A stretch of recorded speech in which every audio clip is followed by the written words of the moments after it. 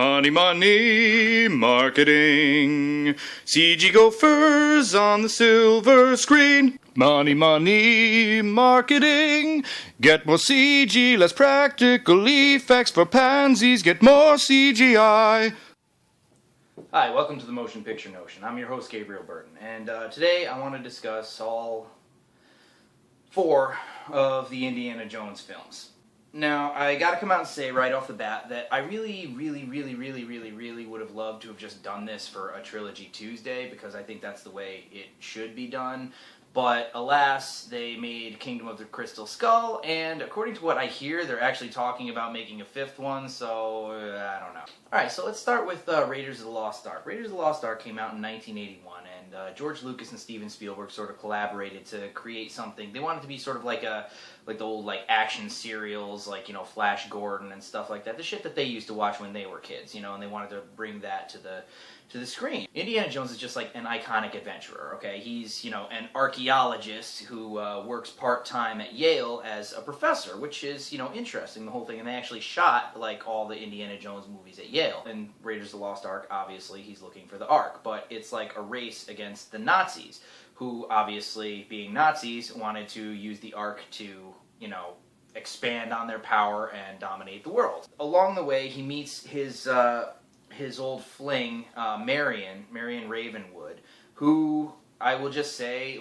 hands down, is the best girl he's ever been with in any of the movies, period, because she equals him on, badassery. And, this was quite a while ago. She's not the damsel in distress type girl. She can kick some ass. It's just a great action adventure from beginning to end. It was probably the most violent film that I watched when I was really young. There's that infamous scene that those of you who've seen the movie know about when the Ark gets opened. And yeah, that used to scare the living hell out of me when I was a kid. Legit. I used to have nightmares about that, but I absolutely loved it. But it's cool because it really was kind of for kids, and it did have a certain level of violence. You have skeletons and mummies and all this really freaky shit, and it's great. I'm not scarred. I don't think. But anyways, moving on. Now, Temple of Doom, it's not, in my opinion, really a good movie. I do respect the fact that Spielberg tried to do something completely different. I'm just really kind of shocked at, what he came up with. And considering that Indiana Jones was really sort of supposed to be geared towards kids, they took Temple of Doom pretty far. Kalima. But the interesting thing about that is, Temple of Doom was the movie that inspired the PG-13 rating, because parents took their children out to see that movie, and they were pissed. Not for nothing. Actually, Temple of Doom was the last one I watched as a child, because my parents just didn't want me to watch it. They thought it was too much. Just the formula of the movie, everything really about it was kind of just weird. Thoroughly entertaining, and in its own right, love it or hate it, it has earned its place in American cinema as a classic. The Willie, that character, I don't know if, I think her and Steven Spielberg were dating at the time, or married, or whatever. They were an item, so to speak, and I feel like that's why she was in the movie. And it's not necessarily her fault, it really is the fault of the director, Spielberg, sorry, but she was fucking annoying, man. Annoying and worthless, and it's sort of wow, how did he go from, Marion Ravenwood to this dumb bitch? Then you have Short Round, who, really is a pretty lame character, but he's also Data from the Goonies. And, if you were a kid kind of growing up with that movie, you loved Short Round because he's the kid element of the movie. Even though it was the most violent, it did kind of extend that, olive branch to kids. Hey, you can go on cool adventures too. I love Temple of Doom. I do. It's not a good movie. It really isn't. It's really actually quite awful in parts. It is really gross. It is really, violent. It is really dark. And it really kind of, I feel missed its target audience a little bit. But, again, when it's a part of your childhood, you really do kind of love it. So that's that.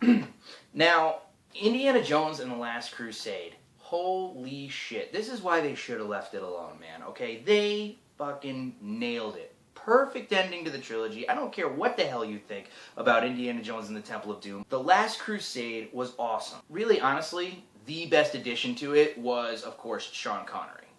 Fucking James Bond is Indiana Jones's father. How cool is that? And the two of them, Harrison Ford and Sean Connery, are fucking great together. The dynamic between the two of them. His dad's been keeping this diary of, you know, basically just all this information about, like, where the Holy Grail is and, like, you know, what tombs you have to go to get this information. Like, you know, hey, the Knights Templar are buried under this fucking, like, library that used to be a church, and you know, there's all this like really crazy cool Indiana Jonesy stuff that is very kind of similar to Raiders Lost Ark. But the movie, in my opinion, just gets even better in a completely different way when Indiana Jones is actually reunited with his father and their whole like escaping from the Nazis thing. And Elsa, you know something? No, she wasn't as good as Marion Ravenwood, but she was also kind of an evil whore.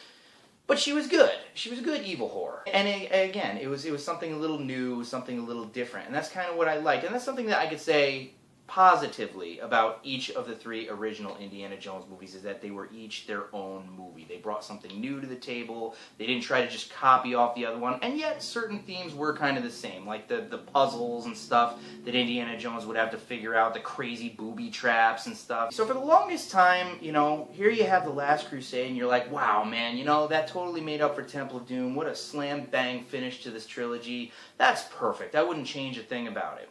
And then, you know, 2008, that piece of shit, Indiana Jones and the Kingdom of the Crystal Skull comes out. I fucking hate that movie. I'm sorry. Like, I fucking hate that movie. Okay, first of all, there's Shia LaBeouf.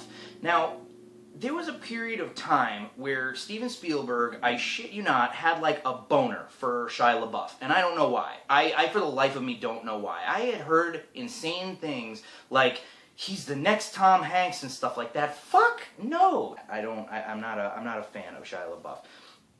Despite all this, he wasn't really the problem with the movie. He could have maybe pulled it off. They do the typical Indiana Jones opening where the Paramount symbol turns into something else. And it's like basically this like pile of dirt.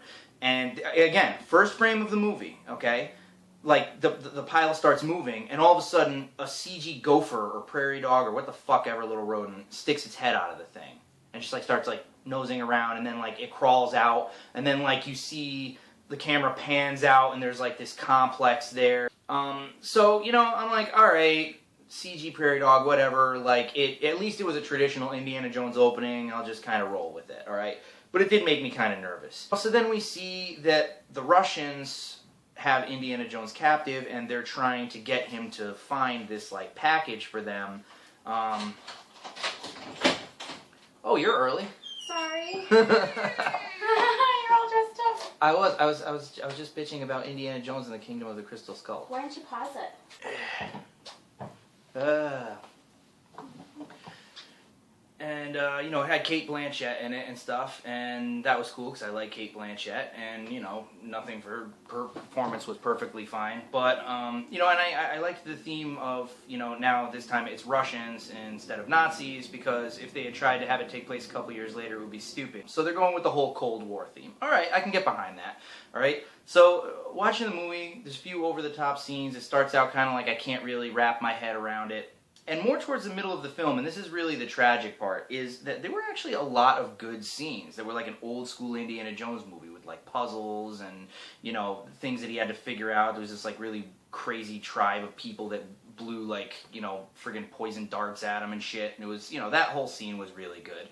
But again, the fact that all that old-school Indiana Jones stuff was in the movie, the stuff that follows just really kind of shits on the whole thing. First of all, he reconnects with Marion Ravenwood, which would be fucking awesome, but they didn't do shit with her. She was reserved to fucking driving the car. Like, that's it. That's all she did. Like, they were like, she was angry at him, and then they made up, and then she drove the car, and that's it. I'm like, oh, well, that was kind of a waste. The goddamn CG monkeys. Why? I'll tell you what it was. It was George Lucas, okay? That fucking scene had George Lucas's body odor all over it, okay? I understand Spielberg directed the film, and yes, he's the one who should have told George Lucas to go fuck himself. I agree, okay? But CG monkeys, ugh. It's like fucking Phantom Menace all over again. And then fucking Shia LaBeouf swinging from the vines with the monkeys, doing a stupid Captain Jack Sparrow bullshit with his legs spread between two cars, getting hit in the balls with like plants. It's like, dude, come on. I fucking hated that movie. I really did. You know, and I know that a lot of people are pissed off about the aliens. I would have even been okay with that, because again, going on the whole, you know, Roswell 1950s kind of bullshit, like, fine, I get the theme of the movie. I had no problem with that. It was just the execution. It was just a fucking horrible movie, and they had 19 years to get their shit straight, which is what makes it even worse than Temple of Doom, because they really had a chance to make something good. I also heard that Frank Darabont had written a script for this, and they fucking rejected it. Even if it was the worst thing that he had ever fucking written, it would have been better than what the Kingdom of the Crystal Skull turned out to be. I fucking hate that movie. And that's all she wrote.